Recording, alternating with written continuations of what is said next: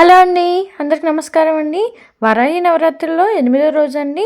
అమ్మవారి తిథి ఎప్పటి నుంచి ఎప్పటి వరకు ఉంది, అమ్మవారు మనకి ఏ అలంకరణలో కనిపిస్తారు, ఆ నైవేద్యం ఏం సమర్పించాలి, పూజ ఏ సమయంలో చేసుకోవాలి, ఈరోజు మనం అమ్మవారికి ఏ దీపం పెట్టాలో మనం ఈ వీడియోలో అయితే తెలుసుకుందామండి. వారాహిదేవి పూజలు అయితే జరుగుతున్నాయి కదండి.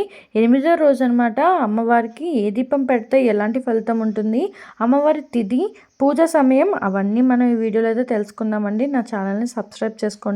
వారాహి నవరాత్రుల్లో 8వ రోజు అండి. ఆషాఢ శుద్ధ అష్టమి తిథి అండి. ఆ రోజు జూలై 2 బుధవారం మధ్యాహ్నం 1:18 ప్రారంభమయ్యి జూలై 3 గురువారం మధ్యాహ్నం 2:41 వరకు అయితే మనకి అష్టమి తిథి అనేది ఉంటుందండి. రాత్రిపూట పూజ చేసుకున్న వాళ్ళైతే జూలై 2 బుధవారం రోజు అయితే చేసుకోవాల్సి ఉంటుందండి. అమ్మవారిది 8వ అలంకరణ అండి. ఉదయం పూట పూజ చేసుకున్న వాళ్ళైతే జూలై 3 గురువారం రోజు అయితే చేసుకోవాల్సి ఉంటుందండి.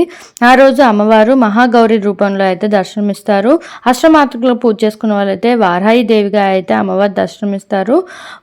ఆ రోజు అమ్మవారికి మన నైవేద్యం వచ్చే బెల్లం పానకం చక్కెర పొంగలి నైవేద్యంగా అయితే బెల్లం పానకం మనకి చక్కెర పొంగలి నైవేద్యంగా అయితే సమర్పించాలండి.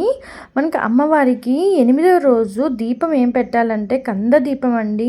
మనకి కంద దొరుకుతుందనమాట మార్కెట్లో. ఆ కంద తీసుకొచ్చి మనం చుట్టూ దానికి మట్టి ఏం లేకుండా కడిగి పసుపు రాసి బొట్లు పెట్టి మధ్యలో రౌండ్గా కట్ చేసి నెయ్యి వేసి దీపం అనేది వెలిగించాలండి. ఇలా కంద దీపం వెలిగించడం వల్ల సంతాన సమస్యలు ఏమైనా ఉన్నా, భార్యాభర్తల మధ్యన ఎలాంటి చికాకులు కానీ గొడవలు కానీ ఉన్నా అన్నీ తొలగిపోతాయని చెప్తారనమాట.